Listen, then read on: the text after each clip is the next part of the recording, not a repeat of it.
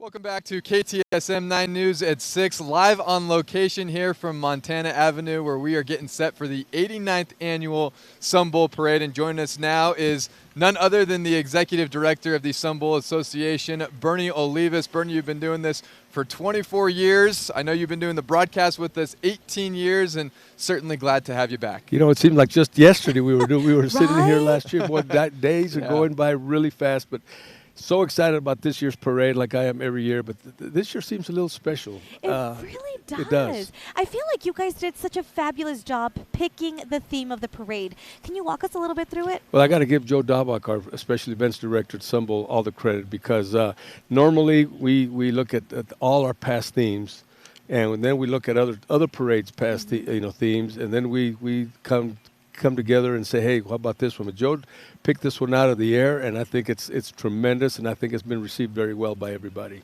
I think so. The floats that you guys are going to see tomorrow are just so imaginative. I'm so excited. Yeah, Monica's gotten a sneak peek over the last 7 weeks. Yeah. Of some of these floats. And speaking of floats, Bernie, what do we look? I was actually going through my binder today doing some prep work. How many floats are we looking at this year, and how does that maybe compare to years past, or is it typically the same amount of floats? It's usually the same amount. We've had it from 18 up to 25. I think we're at 22. I'm not sure. I know we had some late dropouts and then some additions, and we're fixing that continuity almost every day, changing because people come in and they said, oh, we can't do it. We've had a couple drop out because they couldn't finish by last week, which is the deadline. And that's a shame because a lot of times they work 2 or 3 months on them and then they can't finish.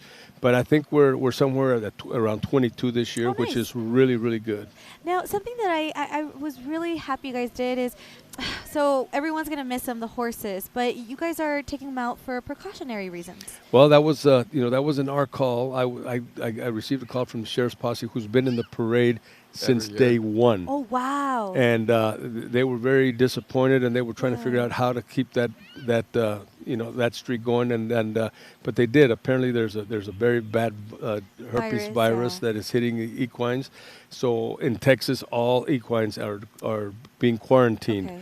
So unfortunately, we had to eliminate 5 units, horse units from the parade. But the sheriff's posse is going to bring their carriage, and the cowboys themselves, the posse, I think are going to walk the parade this year. That's going to be amazing. All right. Bernie, thank you so much for being here with us. We'll see you here bright and early tomorrow morning. You bring the coffee, right? I can't wait. Absolutely. All right. All right. Thank you, Bernie. And don't go anywhere. We'll be right back.